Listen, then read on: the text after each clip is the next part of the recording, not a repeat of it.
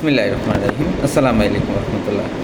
কর্মক্ষেত্রে আমরা পরিবারের চেয়ে বেশি সময় দিই এবং নিজের পজিটিভ কাজগুলো বা নিজের ভালো সময়গুলো অধিকাংশই আমরা কর্মক্ষেত্রেই রাখি। তো কর্মক্ষেত্রে বিভিন্ন কলিগের সাথে কাজ করতে হয়, বিভিন্ন আচার আচরণে কলিগ আসেন, বিভিন্ন মোটিভেশনে, বিভিন্ন কেউ ভালো কেউ খারাপ, কেউ বেশি কম কেউ কম কাজ করেন, আসলে বিভিন্ন রকম। কর্মক্ষেত্রে কলিগদের সাথে অনেক সময় বিভিন্ন চাপ, তারপর বিভিন্ন আচরণ, বিভিন্ন অ্যাটিটিউডের কারণে আমাদের অনেক সময় আমরা নিজেদের উপর আবেগ বা ইমোশনটা হারিয়ে ফেলি, রাগান্বিত হই। আল্লাহ রাসূলের নিয়ম অনুযায়ী কর্মক্ষেত্রে কী করে আপনি পজিটিভ থাকবেন সে কয়েকটি বিষয় আমি কথা বলবো। কর্মক্ষেত্রে মাথায় রাখতে হবে বিভিন্ন রকম কলিগ থাকেন, তাদের মধ্যে বিভিন্ন রকম অ্যাক্টিভিটি বা বিভিন্ন কাজের দেখা যাবে। কেউ ভালো কাজ করবেন, কেউ বেশি কাজ করবেন, কেউ কম কাজ করবেন, কেউ ফাঁকি দেবেন। এটা ধরনের অ্যাটিটিউড কর্মক্ষেত্রে থাকবেই। তবে এইসব মতবিরোধের ক্ষেত্রে আপনি যেন ইমোশনালি আপনি যেন না হন, নিজেকে রাগান্বিত না হন বা নিজেকে আবেগী না হন, সেই বিষয়ে রাসূল কয়েকটি পরামর্শের কথা বলেছেন। আমি সেগুলি নিয়ে কয়েকটি কথা বলব।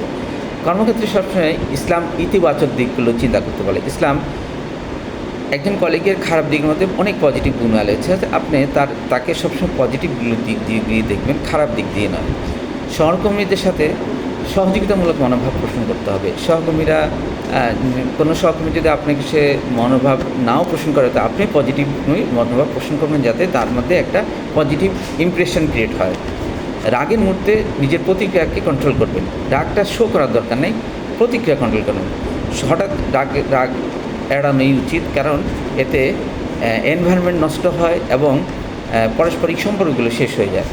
তো এই ক্ষেত্রে রাসূল বলেছেন, যদি রাগ ওঠে দাঁড়িয়ে থাকলে বসে যেতে। আর বসে থাকলে, যেহেতু আমরা অফিস থেকে শুয়ে দেওয়ার সময় নেন, বসে থাকলে এক গ্লাস পানি খান।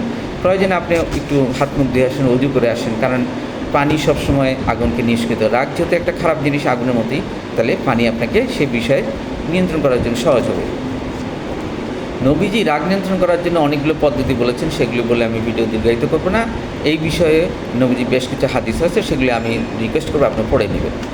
সহকর্মীদের সাথে সবসময় সহানুভূতিশীল মনোভাব পোষণ করতে হবে, অর্থাৎ সহকর্মী তাকে কখনো আপনার কম্পিটিটর মনে করবেন না। কম্পিটিটর বা তার অ্যাটিটিউড নেগেটিভ হলেও তাকে সুন্দরভাবে ইনস্ট্যান্ট না হলেও পরবর্তীতে শুধরে নেবেন, কিন্তু তার সাথে আপনার নেগেটিভ আচরণ করা যাবে না। প্রয়োজনে ধৈর্য ধারণ করতে হবে, আবেগ নিয়ন্ত্রণ করতে হবে। সবসময় ভালো আচরণের দৃষ্টান্ত নিজের মধ্যেই তৈরি করতে হবে, তাহলে সহকর্মীরা সেটা অনুসরণ করবে।